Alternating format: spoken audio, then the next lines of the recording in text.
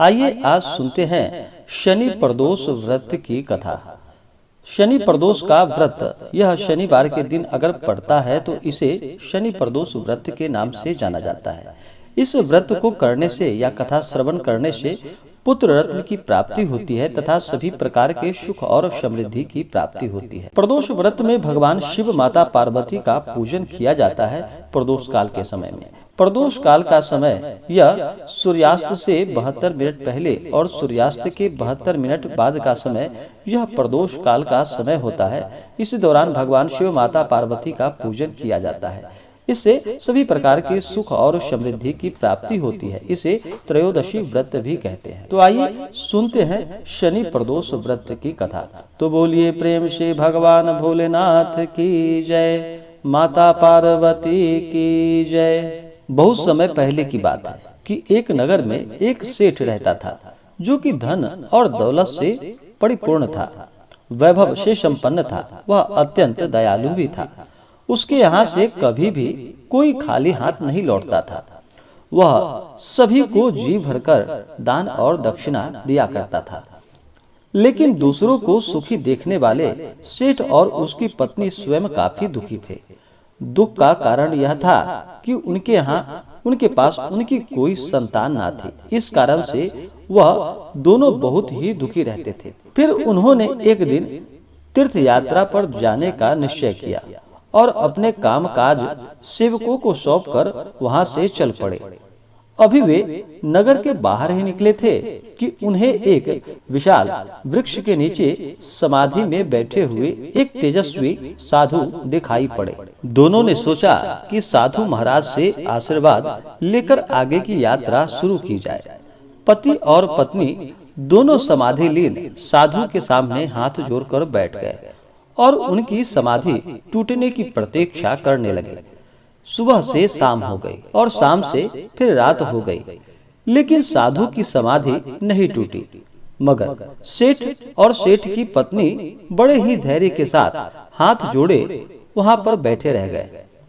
अंततः अगले दिन सुबह होने पर प्रातःकाल साधु की समाधि टूटी। जब साधु समाधि से उठे तो सेठ और सेठ की पत्नी को देखकर वह मंद मंद मुस्कुराने लगे और आशीर्वाद स्वरूप हाथ उठाकर बोले कि मैं तुम्हारे अंतर मन की कथा को भाप गया हूँ।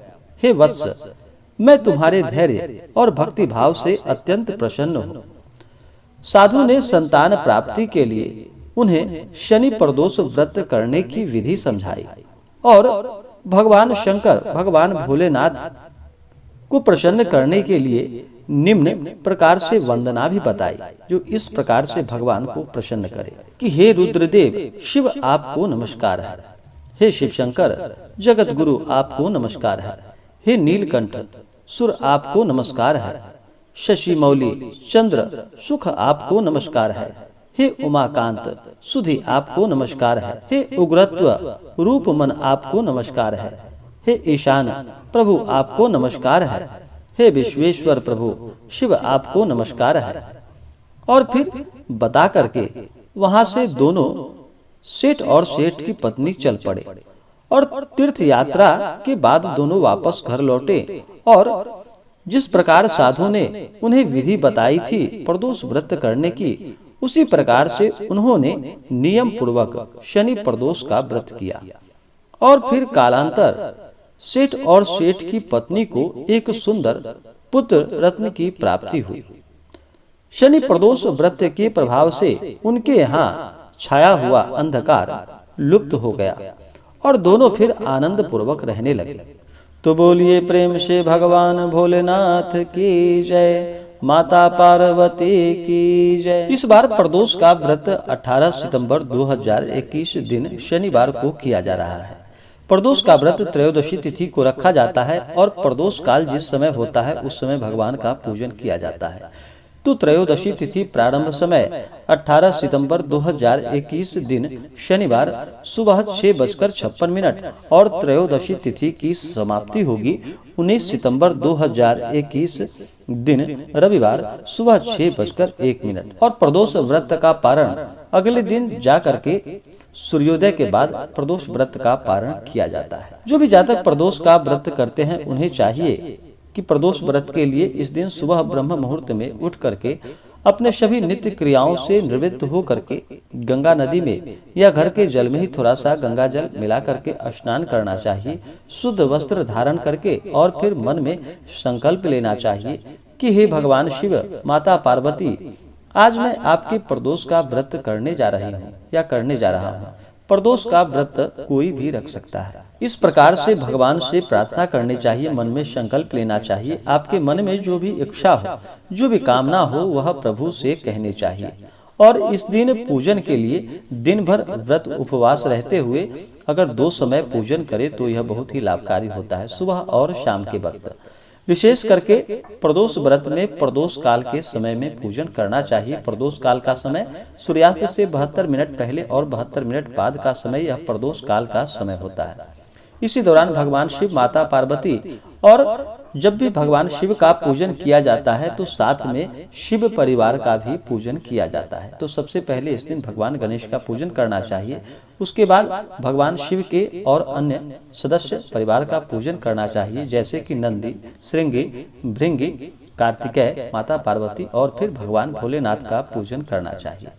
पूजन के लिए इस दिन प्रदोष काल से कुछ पूर्व ही स्नान करके सफेद वस्त्र धारण करें और पूजन के लिए इस दिन कुशा के आसन का प्रयोग करना चाहिए। अगर मंदिर में कर रहे हो तो मंदिर में, नहीं तो घर पे कर रहे हो तो एक अच्छा सा जगह ले, उस जगह को अच्छे से पवित्र करके वहां पे चौकी लगाएं। चौकी को 5 रंगों से मंडप बना करके सजाएं और वहां पे भगवान शिव, माता पार्वती का फोटो या प्रतिमा रख करके विशेष करके भगवान का पूजन करें। पंचोपचार या षोडशोपचार पूजन विधि के द्वारा भगवान का पूजन करें।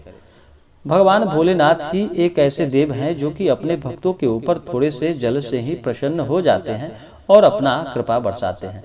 तो सबसे पहले भगवान गणेश का स्मरण करें, उनका ध्यान करें।